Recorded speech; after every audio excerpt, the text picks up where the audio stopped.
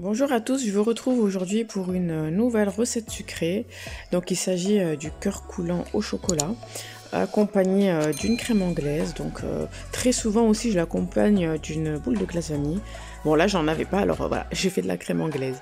Alors pour 4 petits fondants, vous aurez besoin de 250 ml de lait entier, 250 ml de crème, 75 g de sucre en poudre, 100 g de jaune et une gousse de vanille.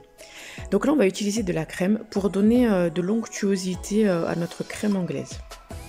Voilà, donc comme elle est plus riche en matière grasse, on aura voilà, une crème un peu plus consistante. Donc j'ai réuni dans une casserole ma crème et mon lait. Je vais rajouter ma vanille. Alors si vous n'avez pas de gousse de vanille, vous pouvez rajouter de l'arôme de vanille liquide. Voilà, une bonne cuillère à soupe. Ça parfumera très bien votre préparation. Et là, je rajoute mes graines de vanille, pardon. Je rajoute la gousse et évidemment rien ne se perd puisque la vanille coûte actuellement très cher.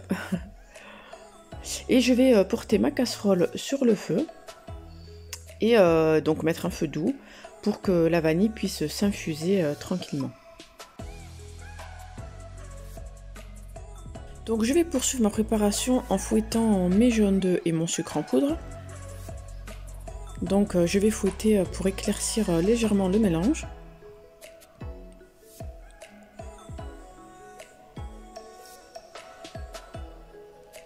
Et lorsque mon lait est prêt, je vais tout simplement rajouter un tiers dans la crème, dans le mélange jaune sucre en poudre, pardon. Et je vais ensuite retransvaser le tout dans ma casserole. Et là, on va procéder à la cuisson, mais il va falloir être très vigilant puisque comme il y a de la crème fraîche, ça va aller très vite. Donc vous allez évidemment utiliser votre thermomètre et vous allez mélanger votre crème jusqu'à atteindre une température de 83 degrés, 84 maxi.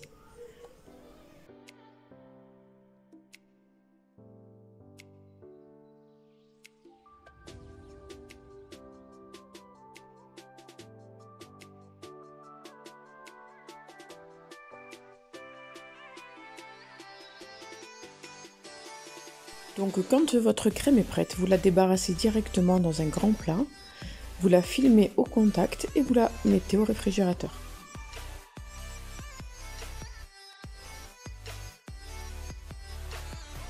On va maintenant passer à la réalisation du gâteau. Pour cela, il vous faudra 3 œufs, 50 g de sucre en poudre, 50 g de farine, 75 g de beurre et 150 g de chocolat noir à 64%. Donc vous pouvez utiliser un chocolat plus fort si vous souhaitez, ou alors un chocolat moins fort, à 50% par exemple, de cacao. Et voilà, c'est vraiment en fonction de vos goûts. Donc dans un récipient, j'ai commencé par mettre mes œufs et mon beurre que j'ai tout simplement fait fondre au micro-ondes. Et je vais terminer par le chocolat. Alors le chocolat, je l'ai également fait fondre au micro-ondes par tranche de 1 minute. Donc j'ai cassé mes morceaux de chocolat que j'ai mis dans un bol et que j'ai fait fondre du coup jusqu'à ce que les morceaux de chocolat disparaissent. Après vous pouvez le faire au bain-marie si vous voulez, mais pour moi voilà, j'ai préféré le micro-ondes, c'est plus rapide.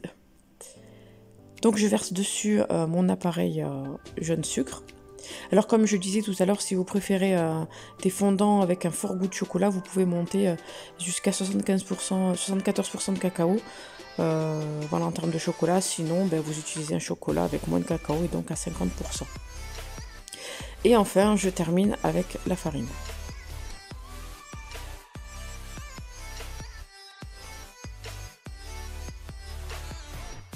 Je mets ensuite ma pâte dans une poche à douille, ou à défaut un sac de congélation. De toute façon on n'utilisera pas de douille. Et je vais verser ma pâte directement dans mes cercles.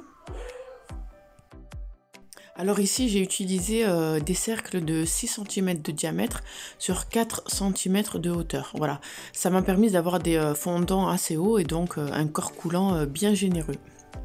Et puis en plus, si on met encore le papier sulfurisé qui dépasse légèrement du cercle, ça nous permet d'avoir des fondants encore plus hauts. Donc je coupe ma poche à douille Et là, du coup, je vais pocher ma pâte directement. Donc là, moi, j'ai rajouté du papier sulfurisé parce que les cercles que j'avais sont assez vieux et donc ils commencent à coller. Donc je poche généreusement.